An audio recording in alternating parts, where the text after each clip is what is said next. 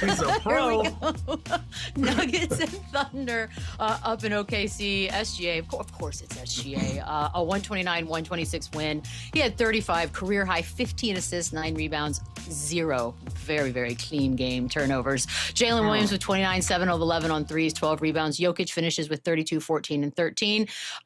Chandler, your guy Jalen Williams, during the game, you liked the thread. The thread was lit with the Jalen Williams commentary by you, but Cade, Jaylen Brown, even Wemby now, the MVP pushes. But then again, you've got SGA, and I know he's got that 65 games played. That was sort of the lingering Lou. But then you watch a game like last night, and I feel like we're right back to where we started, SGA for MVP. We are in a what have you done for me lately league. We've always talked about it. This thing changes by the week. And he's put himself back at the top of this conversation. While he was out, we were very excited about Jaylen Brown, Jalen Brunson. We were excited about Cade Cunningham. We were excited about everybody but SGA. And he sent us a nice, loud reminder last night why he's at the top of this conversation and why he's the head of the snake in the NBA. If anybody wants to get a ring, they got to go through OKC and his depth. Austin Rivers said something last night that resonated to me when he was announcing the game. He said SGA, he finds a way to eat without taking food off of his teammates' plate. And that stood out to me because he's that type of guy. Like under 3 minutes of that game, Jared McCain makes 2 big 3-pointers. Isaiah Joe makes a big shot. And SGA is okay with that. And then he just brings them home. Now he makes 2 big shots to bring them home after fouling Jokic and all of those things. That's what you want in an MVP candidate. That's what you want from your best player.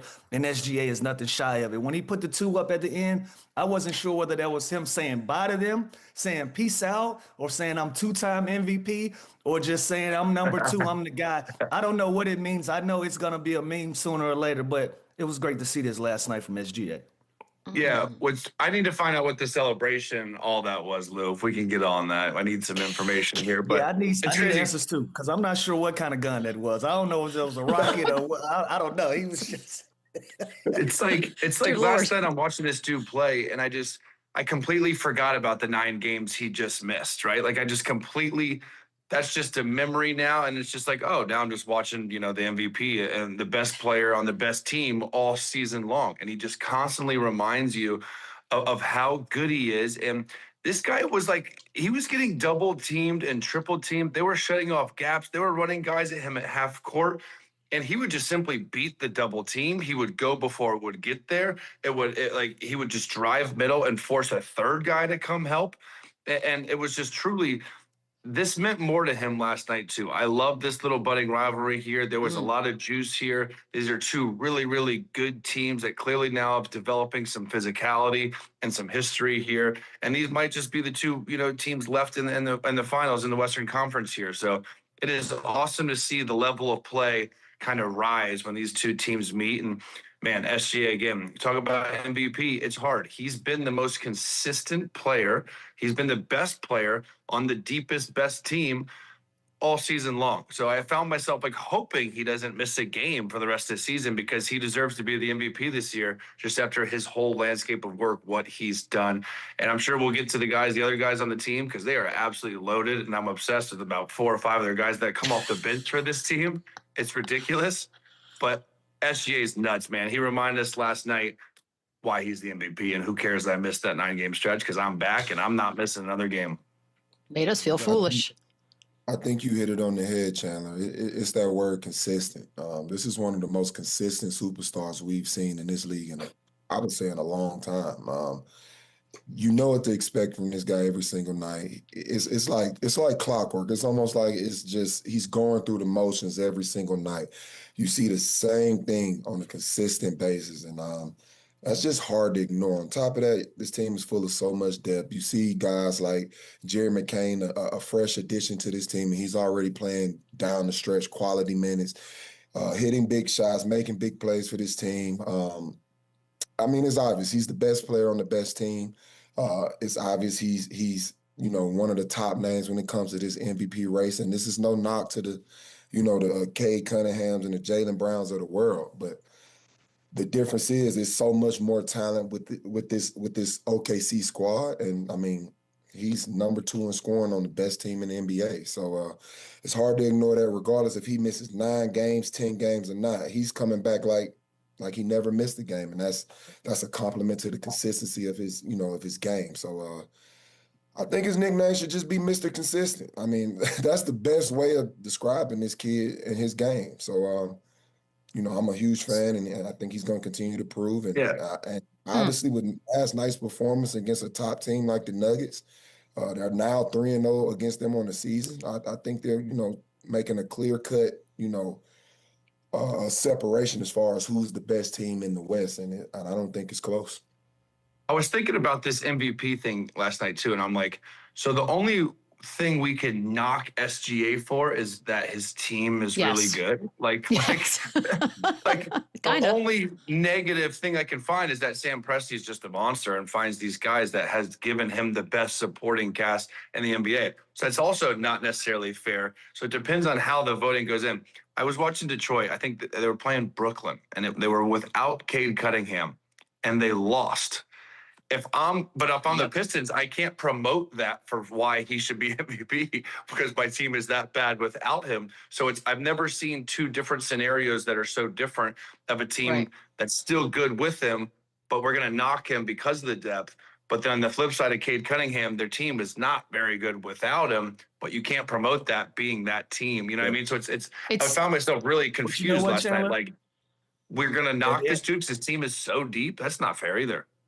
Well, but at the end of the day, he's still averaging 31 and a half and 6.5 on that team. And he's now at 126 straight 20-point games. Like, it's not like he's just along for the ride. Like, he's doing the driving.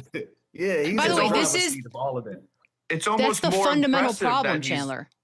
Yeah, but it's almost more impressive that he's doing what he's doing with all that talent. With that team. Exactly. That's the whole, that was that great. That's that Austin Rivers quote is good. But that is the fundamental issue with MVP. Most valuable player, it means very different things to different people.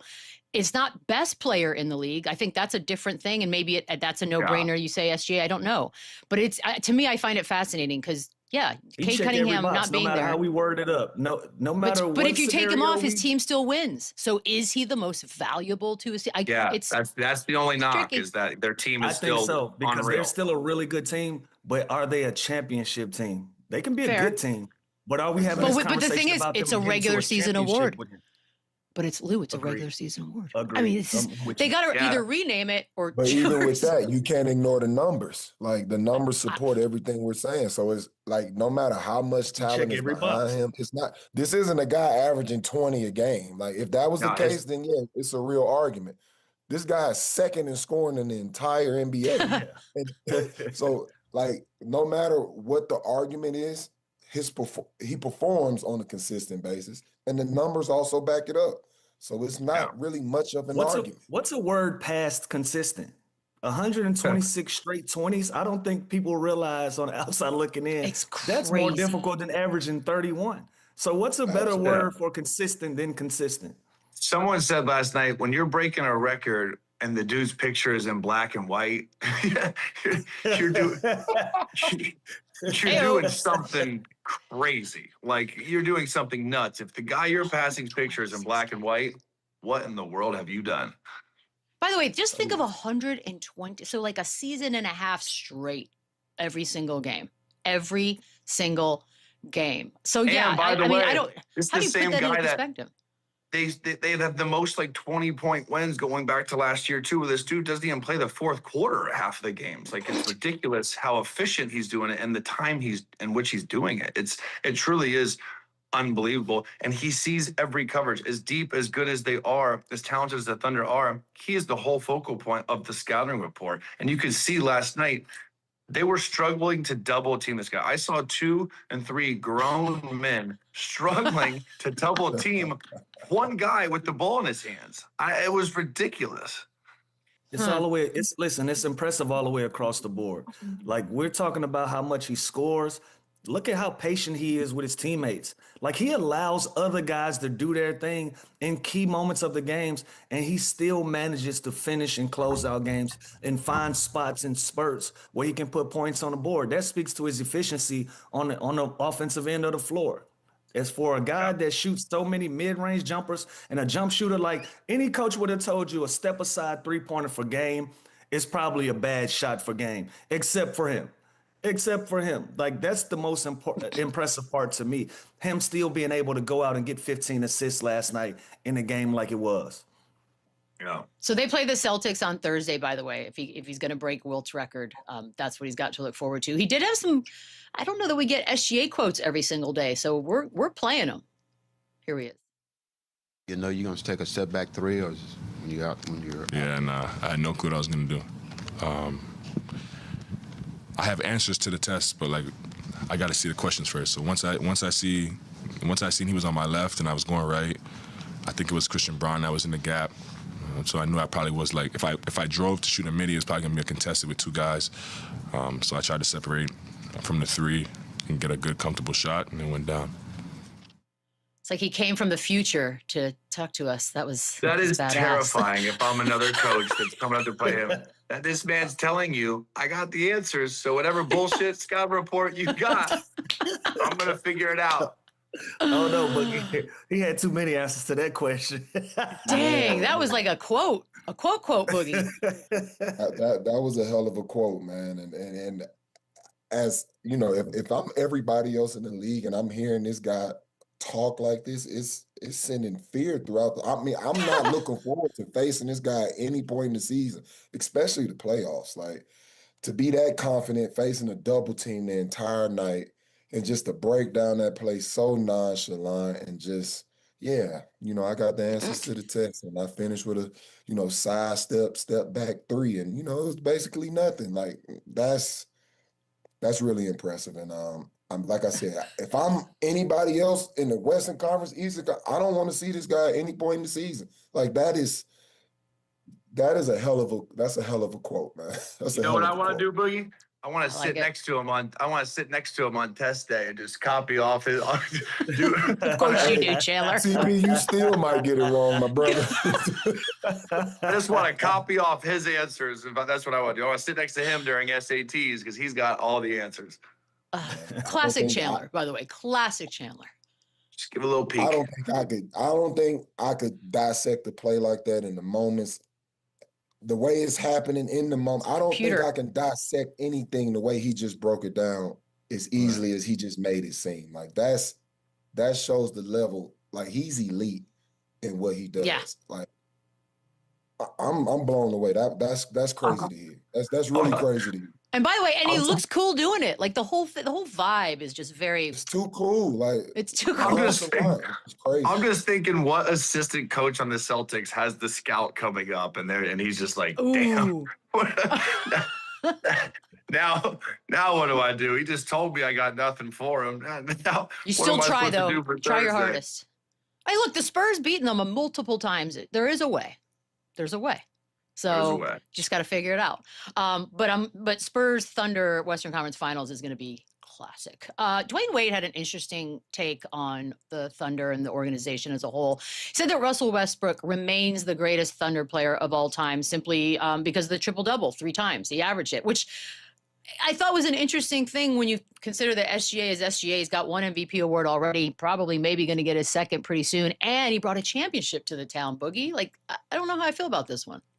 I think you just hit it on the head. That's what separates greatness. You know, once you start adding that ring or those accolades to your resume, that's what separates you. And don't take it as a knock to Russell Westbrook.